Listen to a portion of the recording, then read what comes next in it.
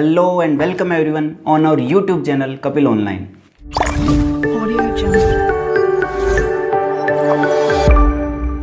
Last video में हमने मोनिका कुमावत जी की स्ट्रेटेजी को देखा, किस प्रकार से उन्होंने CGL में प्री क्लियर न होने के बावजूद भी 2 महीने के अंदर अंदर CHSL में इतना अच्छा प्रदर्शन करके दिखाया और पोस्टल असिस्टेंट की पोस्ट को हासिल किया। आज हमने इनवाइट किया है श्वेता गुप्ता को, जिन्होंने 2017 और 18 में कई सारे एग्ज़ाम दिए, CGL, CHSL, CPO और साथ साथ बैंकिंग के भी इन्होंने एग्ज़ाम दिए। काफ़ी सारे एग्ज़ाम में फेलियर का सामना करना पड़ा, कभी प्री में फेल हो गई, कभी फाइनल मेरिट में आउट हो गई, कभी टाइपिंग क्वालिफाई नहीं कर पाई। तो इस प्रकार से इन्होंने बहुत सारे फेलियर्स देखे, लेकिन इसके बाद भी इन्होंने हार नहीं मानी, टूटी नहीं, बल्कि इन्होंने बाउंस बैक किया और कुछ ही टाइम के बाद में CGL 19 की शानदार तैयारी करके इन्होंने अपनी मनपसंद डिजायर्ड पोस्ट हासिल की और जूनियर स्टैटिस्टिकल ऑफिसर बनी। इन्होंने इस कहावत को चरितार्थ किया है कि success is not final, failure is not fatal, it is the courage to continue that counts. इस सक्सेस कभी भी फाइनल नहीं होती, कभी ऐसा नहीं होगा आपकी ज़िंदगी में कि आपको पूर्णतः सफलता मिल चुकी है। हर बार आपको आगे से आगे प्रयास करता रहना पड़ेगा, तभी आप आगे बढ़ पाओगे। फेलियर इज़ नॉट फेटल, और फेलियर असफलता कभी भी नुकसानदायक नहीं होती, घातक नहीं होती, आपको उससे कुछ न कुछ सीख ज़रूर मिलती है। It is the courage to continue that counts. जो जीतने का, आगे बढ़ने का और जारी रखने का जो जज्बा है वही मायने रखता है। आप सफल हुए, असफल हुए, उससे इतना ज़्यादा फर्क नहीं पड़ता, आपने कोशिश कैसे की उससे फ़र्क पड़ता है।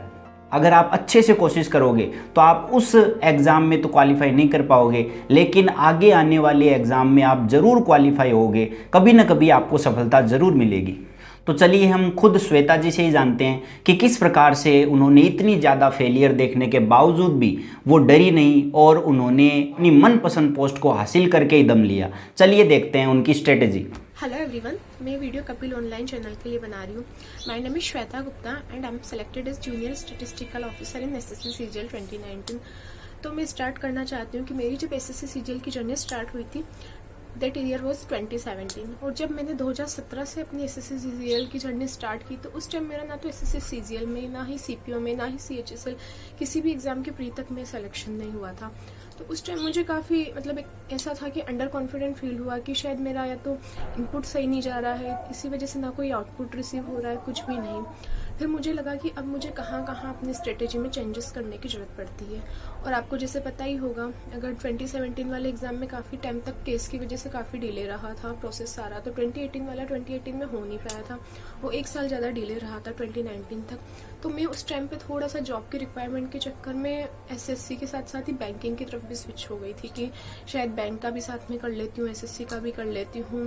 And I am belongs to Rajasthan, तो राजस्थान के भी जो भी स्टेट एग्जाम्स थे तो मैंने सोचा कि मैं उन सब का भी साथ में स्टार्ट कर देती हूँ। तो उस चक्कर में ना तो मैं प्रॉपर फोकस SSC पे कर पाई, ना ही बैंकिंग में कर पाई।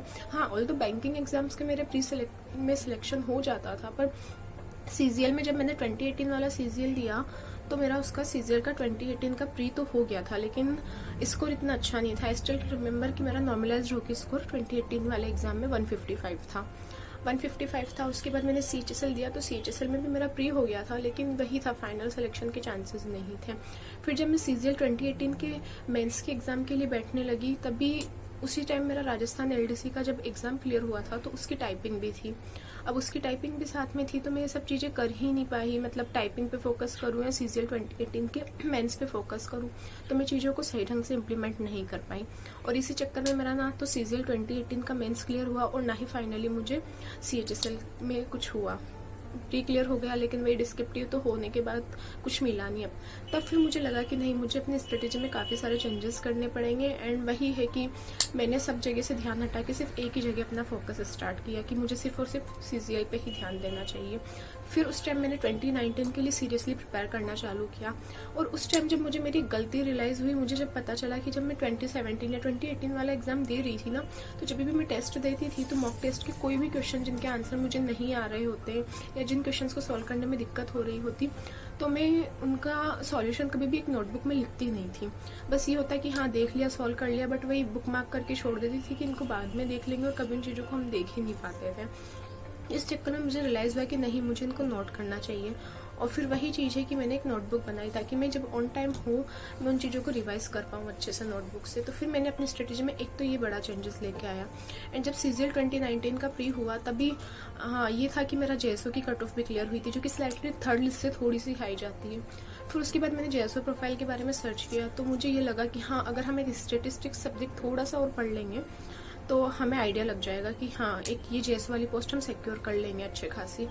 तो फिर यही था कि मैं बीटेक बैकग्राउंड से तो थी ही, और बीटेक बैकग्राउंड से थी तो मैंने एक सेमेस्टर में स्टेटिस्टिक्स भी पढ़ा था, एज वेल एज मेरे 12th क्लास में मैथ्स में 60% से भी ज़्यादा मार्क्स थे, और वही रिक्वायरमेंट चाहिए होती है हमें कि स्टेटिस्टिक्स का एग्ज़ाम देने के लिए। तो ठीक है, फिर उसके बाद मैंने अपने किसी एक फ्रेंड से पूछा और उसने मुझे कैलाश ऑनलाइन लर्निंग ऐप के बारे में बताया। तो वहाँ पे मेरी अंकित सर से बात हुई और उन्होंने ही हमें स्टेटिस्टिक्स सब्जेक्ट के बारे में क्लासेस दी थी। ठीक है, फिर वहाँ से वो सारी जर्नी स्टार्ट की। तो वही है कि रीजनिंग तो प्री में हो ही चुकी थी, और बेसिकली यही होता है कि रीजनिंग के लिए इंसान ने कहीं भी कोई बुक रेफर भी नहीं करता। एक बार अगर आपने क्लास ली है या नोट्स बनाए, बस एक बार आपको सीख जाते हो, फिर उसके बाद प्रैक्टिस से ही आपके कॉन्सेप्ट इंप्रूव होते जाते हैं। तो रीजनिंग के लिए तो वही है कि जितने मॉक टेस्ट लगाए थे उसी से होती गई।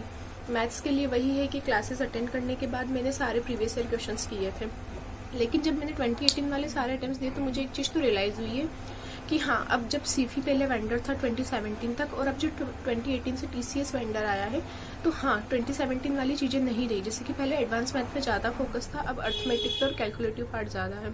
तो फिर मुझे ये लगा कि नहीं, हमें 2018 के TCS के जितने भी सारे क्वेश्चन हैं ना उन सब की प्रैक्टिस करनी चाहिए।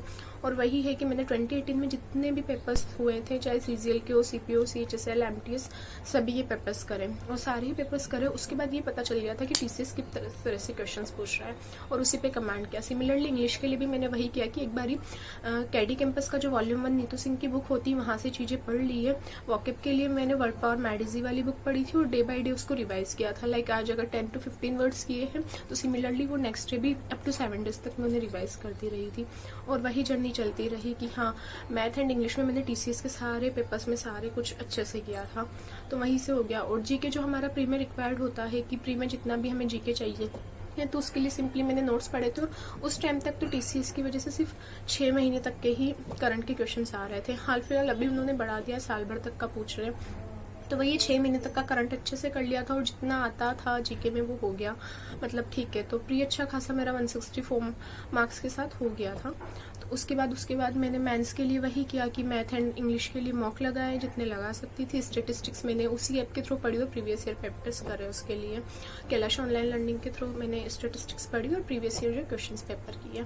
और वही डिस्क्रिप्टिव जो था वही अनप्रिडिक्टेबल सा थोड़ा सा टॉपिक आ गया था कि तो उसमें लिखा है जैसा भी हुआ था। तो बेसिकली यही JSO की जर्नी थी। बट हाँ एक होता है ना कि एक पोस्ट सिक्योर कर रहे हो आप, JSO कर रहे हो या फिर कोई भी और भी कर रहे हो, तो उसके लिए आपको काफ़ी सारा माइंड सेट और एक SSC CGL का इतना लंबा जर्नी होता था। तो कई बार लगता था कि नहीं, मैं तो जब 2017 से स्टार्ट की हूँ, 2019 वाले एग्ज़ाम 2020 में हो रहे हैं, तो काफ़ी लॉन्ग प्रोसेस हो गया था। लेकिन यही था कि मुझे था कि मैं अपनी मेहनत अच्छे से कर रही हूँ। जैसे कि मेरे पापा ने, मेरी फैमिली ने कभी भी मुझे फाइनेंशियली कोई बर्डन फील नहीं करवाया। उन्होंने कभी भी किसी तरह का बर्डन फील नहीं करवाया था फाइनेंशियली। तो मुझे ये था कि हाँ अगर वो मुझ पर ट्रस्ट कर रहे हैं तो मैं अपनी जर्नी अच्छे से स्टार्ट करूँ। तो बस मैंने अच्छे से पढ़ाई की। और फिर मुझे ऐसा लगता है कि अगर आप किसी भी प्रोफेशन में हो, चाहे एज ए स्टूडेंट हो या किसी भी और जॉब प्रोफाइल आपकी, अगर आप आपका काम ईमानदारी से करोगे ना तो सक्सेस लेट तो मिलेगी, पर हाँ मिल जाएगी, आज नहीं तो कल मिल जाएगी। तो बस वही है कि मेरी जर्नी भी थ्रू आउट वैसी ही रही, और उस बिटवीन मुझे मेरी मम्मी ने, मेरे पापा ने, मेरी फैमिली ने अच्छे तरीके से काफ़ी हद तक सपोर्ट किया। लाइक हाँ थोड़ा सा एक लड़की होने के नाते शादी का सब चीज़ों का प्रेशर होता था, बट फिर भी अगर मैं ये था, और मुझे भी कहीं ना कहीं अंदर से सेटिस्फेक्शन था कि मैं अपना काम अच्छे से कर रही हूँ, मैं अपनी पढ़ाई कर रही हूँ, मैं सारा कुछ फोकस अपना दे रही हूँ, तो कभी ना कभी मुझे आउटपुट मिल जाएगा। और वही हुआ कि थोड़ा सा हाँ ये होता है, लोग बोलते हैं जो भी करते हैं तो उसको आप सुनो, क्योंकि आपका मन अंदर से जानता है कि नहीं हम पढ़ रहे हैं, हम अपना काम सही कर रहे हैं। और वही किया कि सब कुछ अच्छे से छोड़ के। और फिर JSO की पोस्ट मेरा चूज़ करने के पीछे एक रीज़न ये भी रहा था कि इसमें ट्रांसफ़र इजीली हो जाएंगे, तो लड़की के हिसाब से ये भी सही रहेगा कि होम स्टेट मिल जाएगा।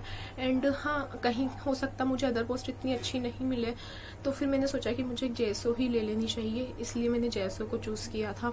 और वही है कि मुझे एक इस तरह का काम पसंद भी होता है। जैसे JSO की प्रोफाइल के बारे में लोगों को पता है कि अगर आपको फील्ड ऑपरेशन का काम मिलेगा तो आपको लोगों से इंटरेक्ट करने का मौका मिलेगा। तो यही था कि मुझे इस तरह का काम पसंद है, लोगों से मिलना और ये सब।